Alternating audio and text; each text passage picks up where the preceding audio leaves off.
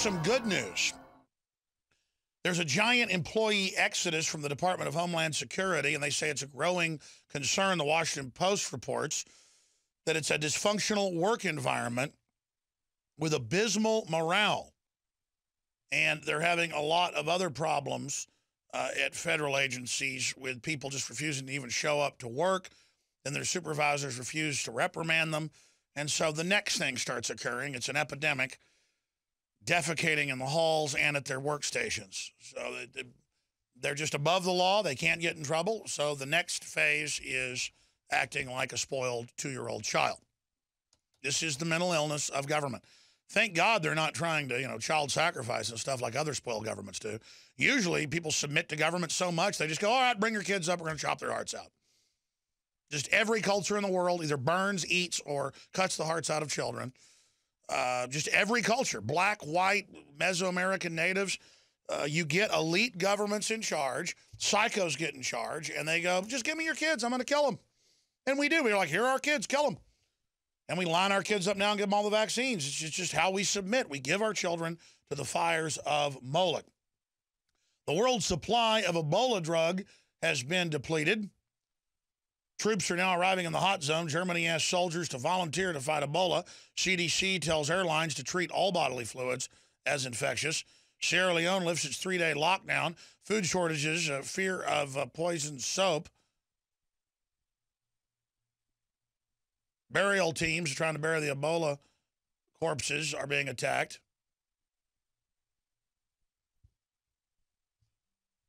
Some of the other breaking news on Infowars.com. Mysterious Georgia Guidestones get strange 2014 update. New block added to controversial American Stonehenge.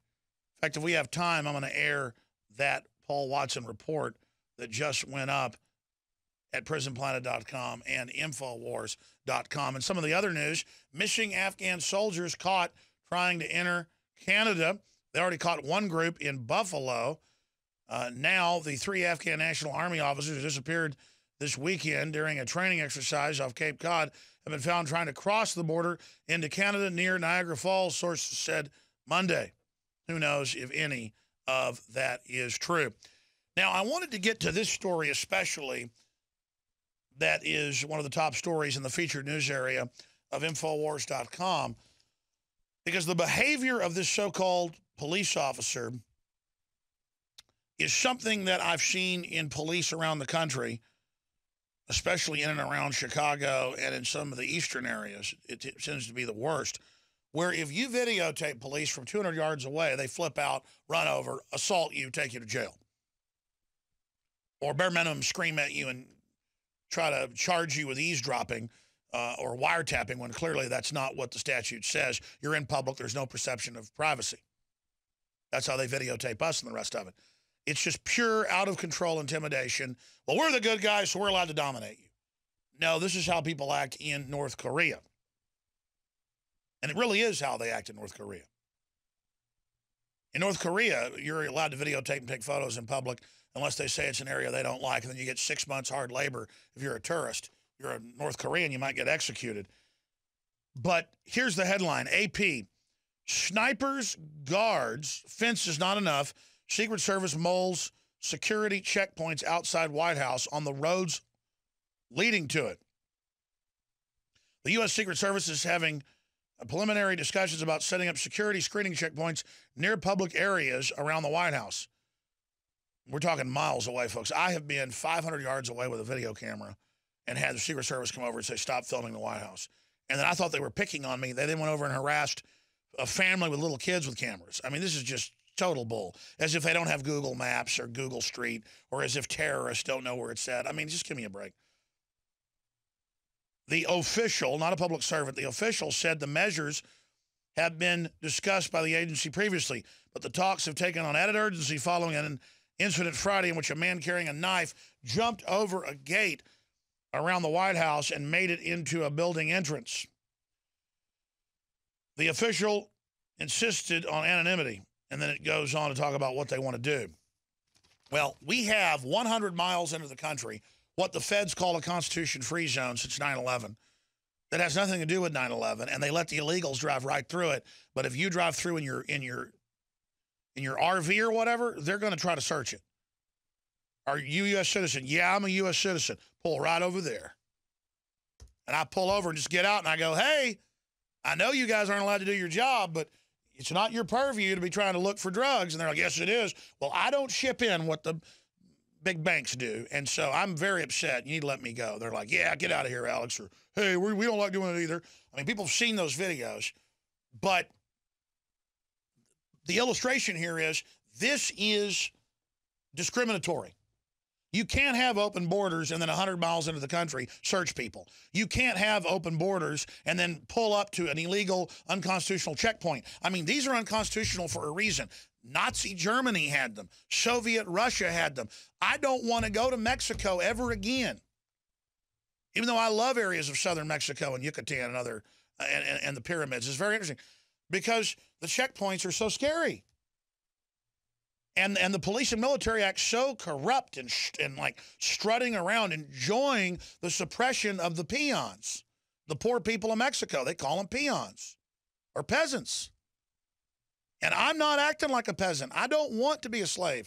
I don't want to be overrun. I don't want to be dominated. I don't want to live in North Korea. I don't want to live in Guatemala. I don't want to live in Rhodesia or Zimbabwe or whatever its name is. This week. How ridiculous that you don't want to live under that to keep you safe from Al-Qaeda, who they publicly run. And I told you now the U.S. ambassador of the UN, Susan Rice, came out. We played the clip first hour. She said, yeah, this is about toppling Assad. We're giving them weapons to do that. They're giving them to Al-Qaeda, folks. They run them. They'll do a fake Samantha Powers.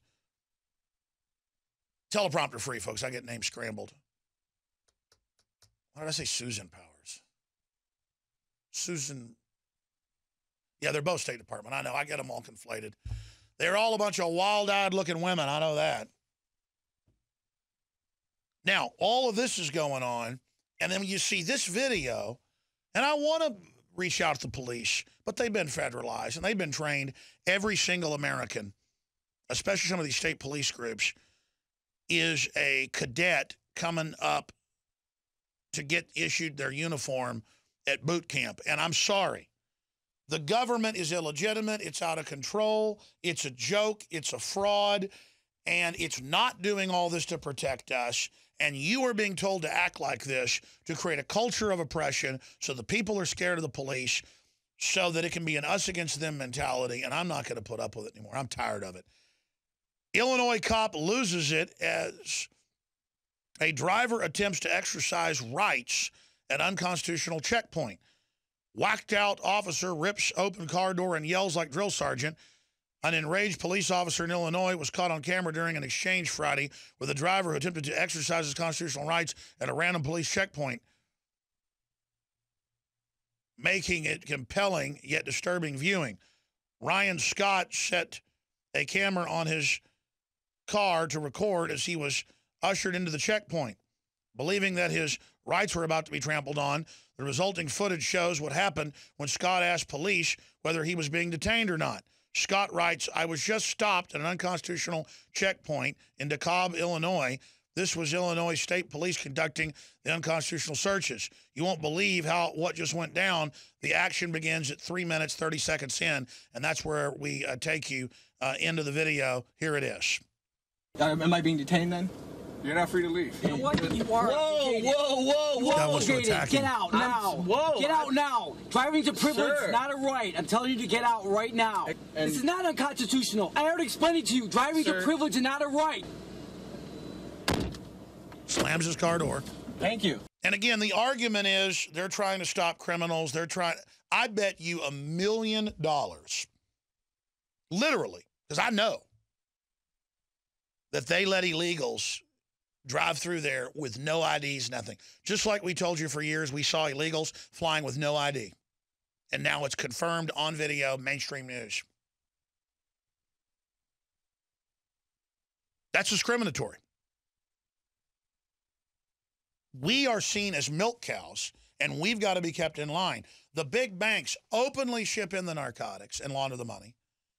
The government openly is run by foreign banks. And what these cops don't get is the country already got robbed. It already got destroyed. And there's a reason that if they would have pulled over George Washington like that, it wouldn't have gone as nice.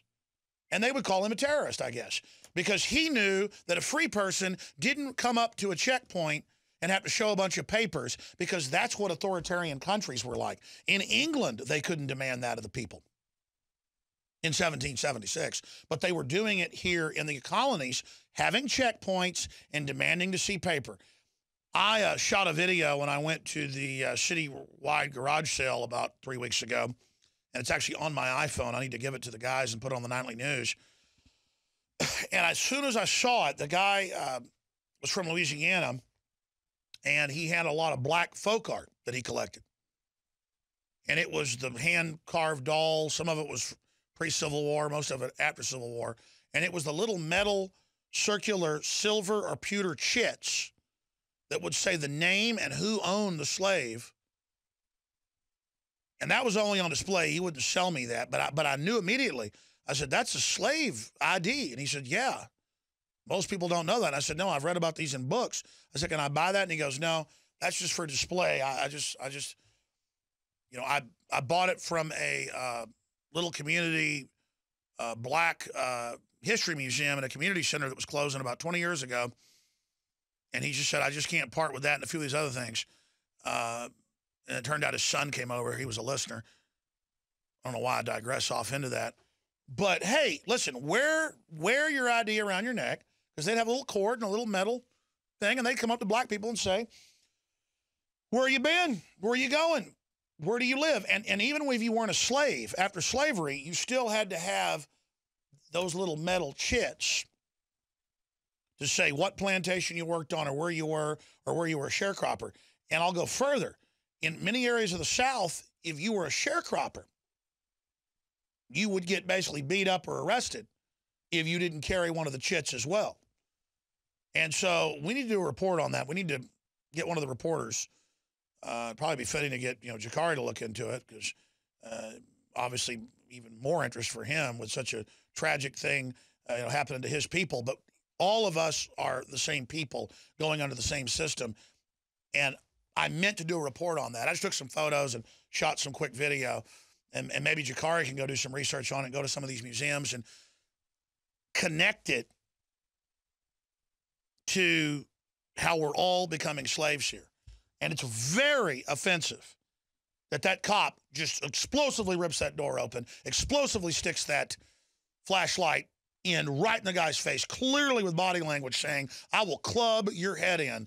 How dare you mention the Constitution, a dirty word to me? When all we're doing is out here doing a safety check under a federal grant. And again, the state police are all out there in rock-ready drill sergeant hats and look, yeah, we're the big bad guys. We're out here keeping everybody safe. Yeah, you're keeping everybody safe. You may be out there actually stopping bad guys and stuff, but you're also out there revenue generating, and the bad guys now run the country. It's like the footage of the state police that made national attention 3 or 4 years ago out of Oklahoma. It happened a couple times in Oklahoma, where you'd have an ambulance on a 2-lane road, and the cops would come flying up behind them saying, get out of the way. And the ambulance can't get out of the way, so they pull the ambulance over, and the ambulance driver gets out nicely, says, what's going on? He says, get back in the car. Goes in and starts screaming at the other people in the back. And there's a lady having a heart attack in the back. And the passenger gets out, the EMT, and goes, what are you doing, man? And the cop starts choking him. And the guy sits there and takes it. And they start threatening to charge him with assault while they're choking him. I mean, it's crazy. It was like Oklahoma, where they called the police. I'm not bashing Oklahoma. I love Oklahoma. It's basically like Texas, or you could say Texas is an extension of Oklahoma. Oklahoma used to be part of Texas. But I saw another article out of Oklahoma last year where a 3-year-old was peeing in the front yard on a bush, and they called the police, and the cop came and threatened to arrest the dad and gave him a ticket, and that cop got fired. And that's a good thing. I mean, come on. a 3-year-old peeing on a bush, man, don't call the police. And it's not just the cop. What's wrong with the neighbor? I have been videotaping police 100 yards away. I was across the street from on a Sunday, nobody was there, from the Supreme Court, getting cutaway footage while I was there. And this federal police officer, he was a cop, not a security guard, runs over, super angry, and says, "What are you doing filming?" And I'm on a sidewalk, and I go, "Making a documentary, I need some cutaways. Supreme Court's a landmark. You can't film here." I was getting really angry, and as a psychological test, I just said, "Oh, yes, sir. I'm so sorry. You're so right. Oh, I need a permit." They don't give them in D.C. It's all a lie. I know all about it because I'd shot 3 documentaries there by then. And I went, "Can I please go up on the steps and get shots? And will you show me around? And he's like, "Of course you can." I mean, he was like Forrest Gump or something with a lobotomy and just wanted me to kiss his butt. Well, if you want to get a badge and a gun so you can lord over people, you are not the type of people we need in a uniform. I mean, I know most police are ashamed of this type of behavior, but I'm getting ready to throw up at this point. Alex Jones here to break down some exciting developments in the area of research concerning supplemental iodine. It's nothing less than phenomenal.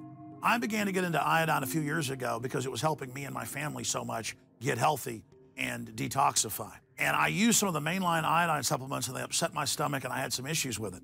Until I discovered a product being developed by Dr. Group, who I was already interviewing as an expert on my radio show, and I began taking the product before he actually rolled it out.